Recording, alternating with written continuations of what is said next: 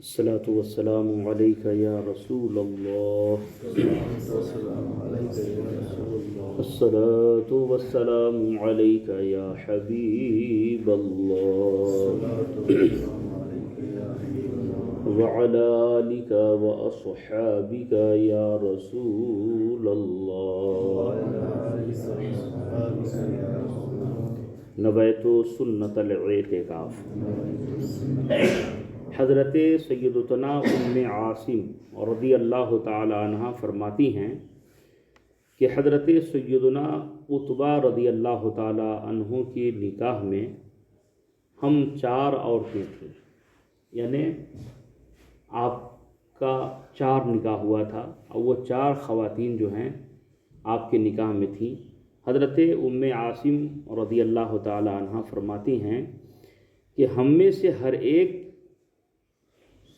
اس کوشش میں رہتی کہ وہ خوشبو میں اپنے شوہر سے بڑھ جائے.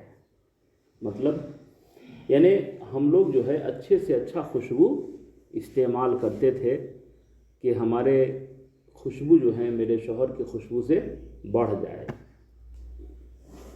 اور حضرت عتبہ رضی اللہ تعالیٰ عنہ کا یہ حال تھا کہ وہ صرف اپنی داڑھی میں ایک عام تیل لگاتے تھے.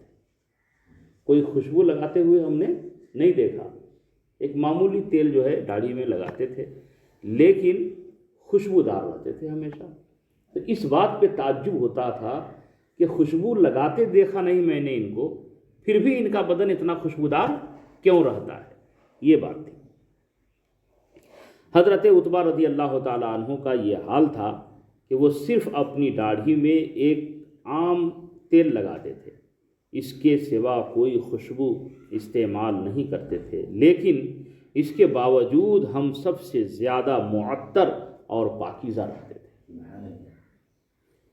جب گھر سے نکلتے تو لوگ کہتے ہم نے اس خوشبو سے زیادہ نفیس خوشبو نہیں سونگھی. حضرت عتبہ رضی اللہ تعالیٰ عنہ جب راستے سے گزرتے تھے تو راستے میں ٹھہرے ہوئے لوگ جو ہے اس خوشبو کو محسوس کر کے یہ بول پڑتے تھے کتنی شاندار خوشبو لگاتے ہیں. لوگ کہتے اس خوشبو سے زیادہ نفیس خوشبو نہیں سونگھی جو عتبہ رضی اللہ تعالیٰ عنہ لگاتے ہیں.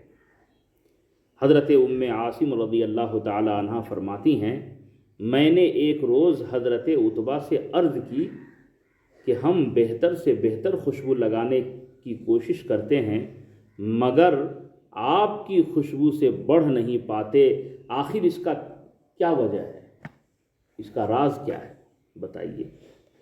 اب انہوں نے جو راز بتایا ہے اس راز کو سنیے اور دل میں محفوظ کر لیجئے، انشاءاللہ ایمان تازہ ہو جائے گا.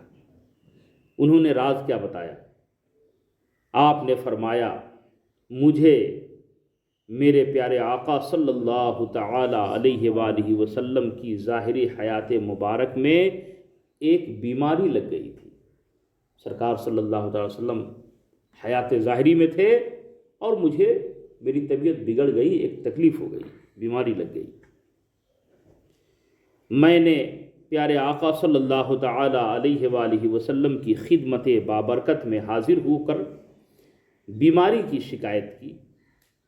پیارے نبی صلی اللہ تعالی علیہ وآلہ وسلم نے مجھے کپڑے یعنی قمیص وغیرہ اتارنے کا حکم دیا.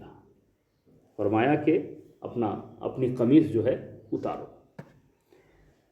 میں نے کپڑے اتار دیے اور آپ صلی اللہ تعالی علیہ وسلم کے آگے بیٹھ گیا. ستر عورت چھپا ہوا تھا. مرد کے بدن میں جو ستر عورت ہے اس کا چھپانا کیا ہے بولو؟ فرض ہے. وہ کون سا حصہ ہے؟ ناف سے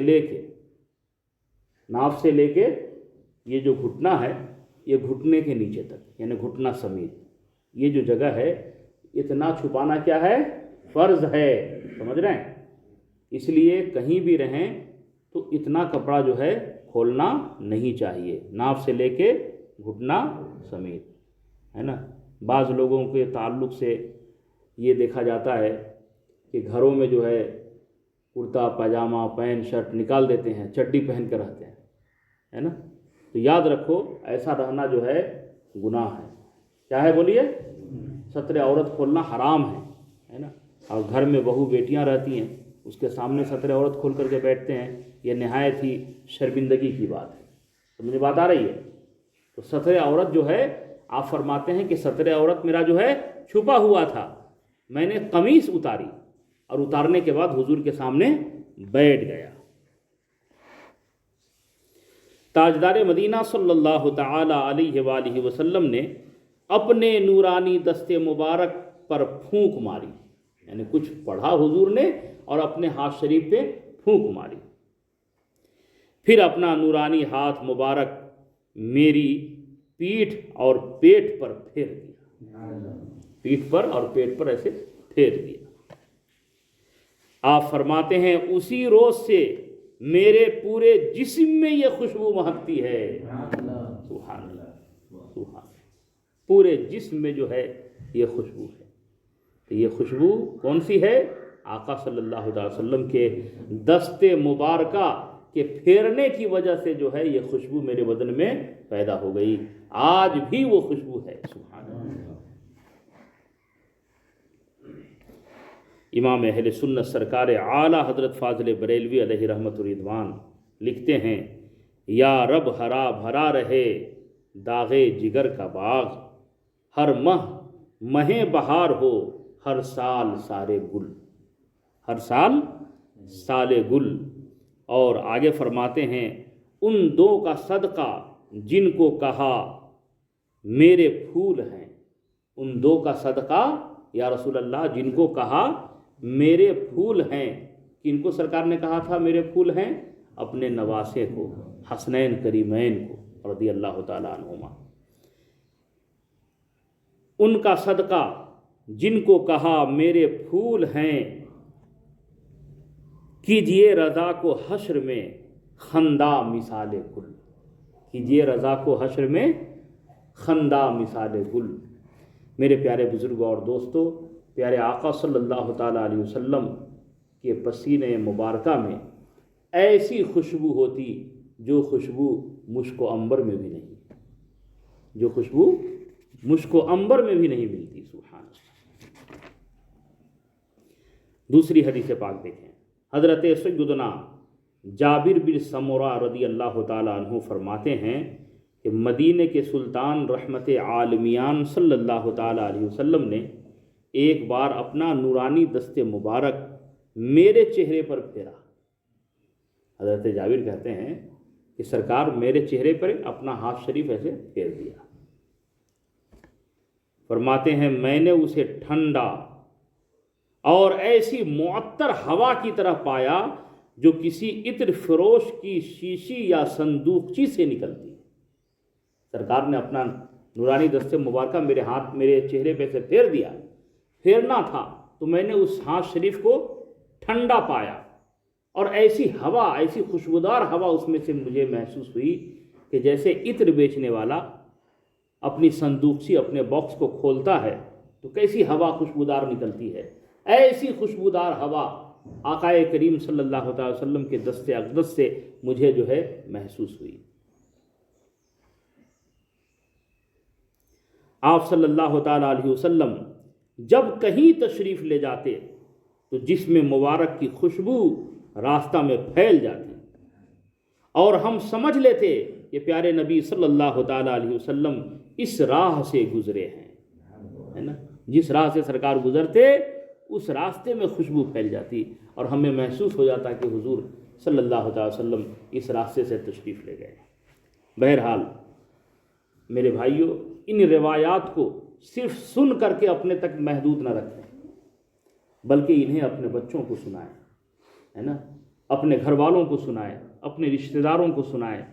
کیوں؟ اس لیے کہ ان روایات کو جب ہم اپنے آنے والے نسلوں میں بتائیں گے تو ان کے بھی دل میں آقا کریم صلی اللہ تعالی وسلم کی عظمت و محبت پیدا ہوگی، اور حضور کی محبت ہی جان ایمان ہے، یاد رکھیے گا۔ اللہ تعالی ہمیں آپ سب کو آقائے کریم صلی اللہ تعالیٰ علیہ وسلم سے سچی الفت و محبت کرنے کی توفیق عطا فرمائے۔ اللہ رب محمد صلی اللہ علیہ وسلم نحن عباد محمد صلی اللہ علیہ وسلم۔ یا اللہ یا رحمان یا رحیم یا کریم یا ستار یا غفار، اپنے پیارے حبیب صلی اللہ تعالیٰ علیہ وآلہ وسلم کے صدقے ہم سب کے والدین کریمین اور جمیع مومن مومنات کی بخشش و مغفرت فرما۔ یا اللہ تمام گناہ صغائر و کبائر سے تیری بارگاہ میں توبہ کرتے ہیں، مولا ہم سب کے توبہ کو تو قبول فرما۔ یا اللہ ہم سب کا ایمان پہ خاتمہ نصیب فرما۔ یا اللہ ہم سب کو صحت عطا فرما، روزی میں برکتیں عطا فرما۔ یا اللہ کاروبار میں ترقی عطا فرما۔ یا اللہ جتنے بھی احباب درس حدیث میں تشریف لائے ہیں مولا، جو جس پریشانی میں ہوں، مولا کریم اپنے پیارے حبیب صلی اللہ تعالیٰ علیہ وسلم کے صدقے سب کی پریشانیوں کو دور فرما، سب کے مشکلوں کو آسان فرما۔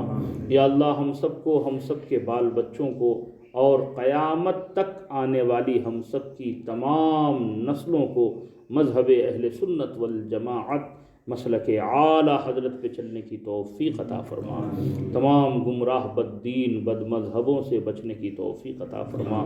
یا اللہ نمازوں کی پابندی کرنے کی توفیق عطا فرما۔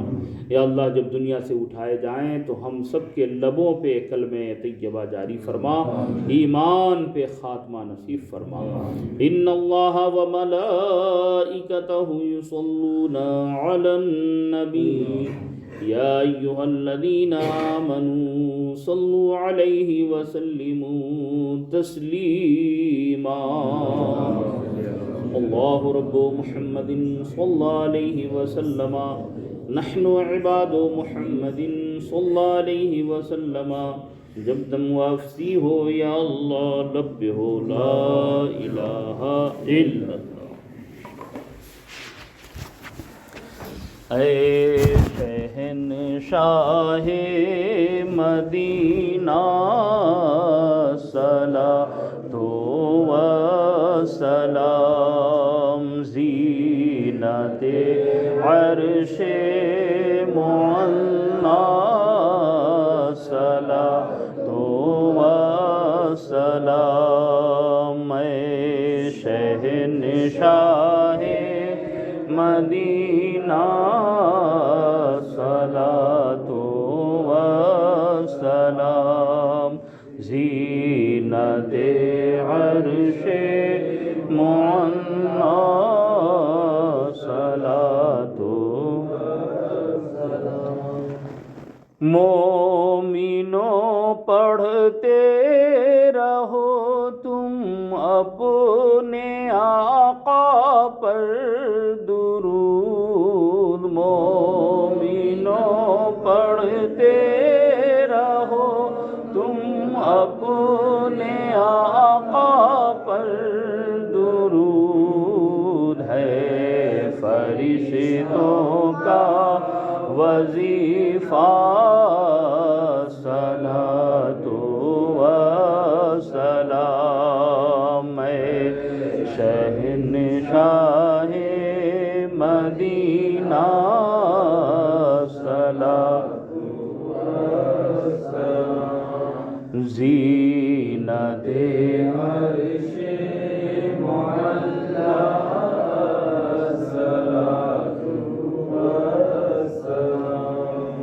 میں وہ سنی ہوں جمیل قادری مرنے کے بعد، میں وہ سنی ہوں جمیل قادری مرنے کے بعد، میرا لاشا بھی کہے گا صلاۃ و سلام۔ اے شہنشاہ مدینہ صلاۃ و سلام، زینت عرش معلی صلاۃ و سلام۔ الصلاة والسلام عليك يا رسول الله، الصلاة والسلام عليك يا حبيب الله، وعلى آلك وصحابك يا رسول الله صلی اللہ تعالی علیہ وآلہ وسلم۔ یا الہی رحم فرما مصطفیٰ کے واسطے، یا رسول اللہ کرم کیجئے خدا کے واسطے، مشکلیں حل کر شہ مشکل کشا کے واسطے، کربلائیں رد شہید کربلا کے واسطے۔ ان اللہ وملائکتہ یصلون علی النبی یا ایہا الذین آمنوا صلوا علیہ وسلموا تسلیما۔ اللہ رب محمد صلی علیہ وسلم، نحن عباد محمد صلی علیہ وسلم۔ جب دم واپسی ہو یا اللہ لب پہ ہو لا الہ الا اللہ محمد رسول اللہ۔ اللہ رب محمد صلی علیہ وسلم، نحن عباد محمد صلی علیہ وسلم۔ اللہ رب محمد صلی علیہ وسلم، نحن عباد محمد